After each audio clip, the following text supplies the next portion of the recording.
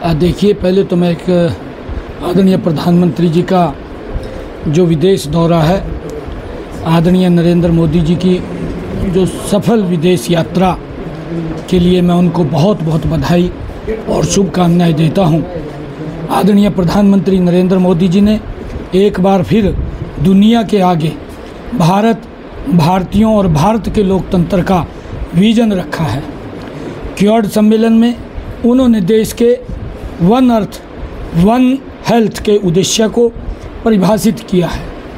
UN में बोलते हुए माननीय प्रधानमंत्री नरेंद्र मोदी जी ने भारत सरकार द्वारा 25 करोड़ लोगों को गरीबी रेखा से बाहर उठाने की जानकारी देते हुए देश की प्रगति से दुनिया को परिचित कराया है।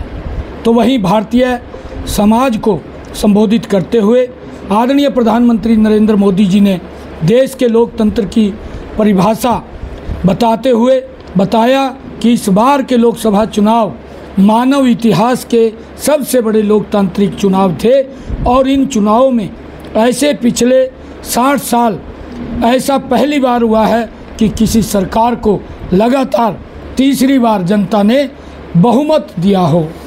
प्रधानमंत्री जी ने यह भी स्पष्ट किया है कि भारत की जनता का ये जनादेश बड़े बदलाव का जनादेश है। तकनीकी के साथ आगे बढ़ते हुए भारतीय मेक इन इंडिया से मेकिंग इंडिया तक जा रहे हैं और वो वक्त दूर नहीं जब अमेरिका में बैठे हुए लोग हमारी तकनीक की चिप इस्तेमाल कर पाएंगे। आज मोदी जी के नेतृत्व में जो भारत ने पिछले 10 वर्षों में जो प्रगति की है, जो दुनिया में भारत को अग्रणी श्रेणी में ला कर के लगातार खड़ा कर रहे हैं, मैं आदरणीय प्रधानमंत्री जी के इस विजन को और उनकी सफल विदेश यात्रा पर बहुत बहुत बधाई और शुभकामनाएं देता हूं। देश के प्रधानमंत्री कल सोनीपत पहुंच रहे हैं, गोहाना में पहुंच रहे हैं, क्या कहेंगे और ये कितनी बड़ी रैली जो है सार्थक होगी हरियाणा के विकास को लेकर? आदरणीय प्रधानमंत्री जी कल गोहाना सोनीपत के अंदर आ रहे हैं।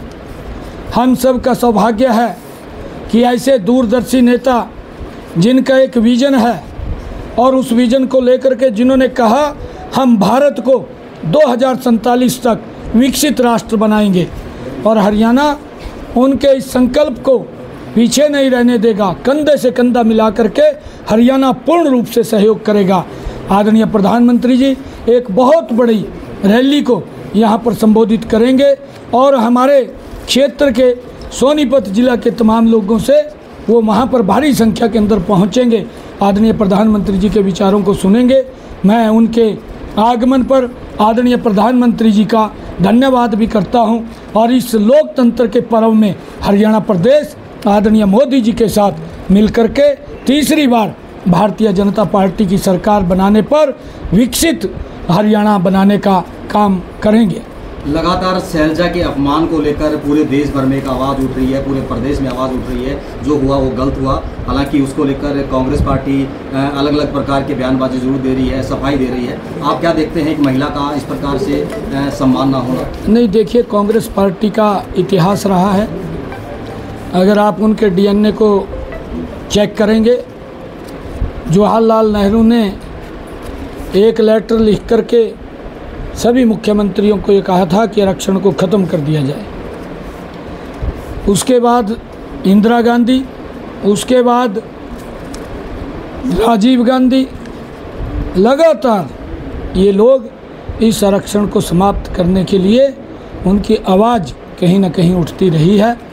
अब राहुल गांधी ने अमेरिका में जा कर के, क्योंकि राहुल बेचारा जब बाहर जाता है तो देश को अपमानित करने के लिए जाता है, इस प्रकार की भाषाएं बोलता है, सिख समाज के प्रति बोली और आरक्षण को लेकर के बोली कि हम अगर सत्ता में आते हम इस आरक्षण को ख़त्म करते। ये इस प्रकार की इनकी सोच, इनकी जो बात, ये जो हम इस आरक्षण को ख़त्म करते, ये इस प्रकार की इनकी सोच, इनकी जो बात, ये जो उस पवित्र संविधान की बुक उठा करके घूम रहे थे, आज इनका नकाब उतर चुका है।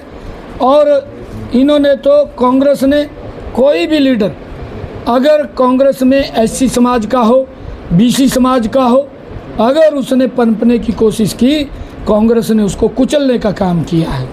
इसके उदाहरण हैं, डॉक्टर भीमराव अंबेडकर जी को कांग्रेस ने अपमानित किया, बाबू जगजीवन राम जी को कांग्रेस ने अपमानित किया, इनके राष्ट्रीय अध्यक्ष सीताराम केसरी, उसको अपमानित करके बाहर निकालने का काम कांग्रेस ने किया।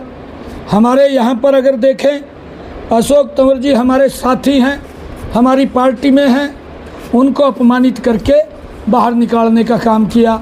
अब शैलजा को किस प्रकार से जाति सूचक शब्द बोल करके उसको मानसिक रूप से प्रताड़ित किया, और किस प्रकार से कांग्रेस ने, चाहे यहाँ गोहाना कांड हो, चाहे मिर्चपुर कांड हो, चाहे दौलतपुर कांड हो, चाहे भारना कांड हो, इन कांडों के अंदर कांग्रेस पार्टी का वो चेहरा कि ये दलित विरोधी है, वो प्रदेश और देश के सामने आ रहा है। दुर्भाग्यपूर्ण है, कांग्रेस जो दलितों के होने का, उनको हामी भरने का आश्वासन देती है, और वो उतने ज़्यादा अंदर से दलितों के विरोधी हैं।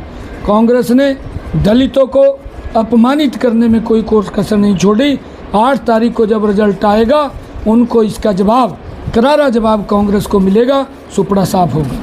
बापू बेटा जो है लगातार राजनीति को लेकर जो है पूरे प्रदेश में घूम रहे हैं। आज भी सोनीपत का दौरा था, और ये कह रहे हैं कि कुलदीप शर्मा को जिता दो, या फिर अलग अलग के लिए प्रचार कर रहे हैं, हमारी सरकार बना दूंगा। देखिए, बापू बेटा ही घूम रहे, और तो कोई ये रही नहीं, ना कोई आया। 8 तारीख के बाद ने भी निर्णय के, ये भी साफ होने वाला है। जहाँ जहाँ कांग्रेस की सरकार, जहाँ जहाँ कांग्रेस के विधायक रहे, वहाँ पर विकास का पहिया घूम नहीं पाया। चाहे खरखोदा की बात करें, गोहाना की बात करें, ऐसा नहीं है। मैं आपको फिगर देता हूँ, यहाँ पर हमारा विधायक नहीं है खरखोदा में, लगभग 25 से 30-35 करोड़ रुपया अभी मैंने सरपंचों के खाते में डाला है, बिना भेदभाव के डाला है। विकास का पहिया नहीं, विकास हमारी सरकार समान रूप से कराती है, कोई भेदभाव नहीं करती। ये भेदभाव तो कांग्रेस में होता है, कांग्रेस में होता रहा है कि यहाँ पर तो दूसरे दल का विधायक है, इसका क्षेत्र का विकास नहीं कराएंगे, सभी के सभी रह जाते थे। परंतु हमारी सोच नहीं है, हमारी सोच है सबका साथ, सबका विकास, सबका प्रयास और सबके विश्वास को लेकर के हम आगे बढ़ते हैं।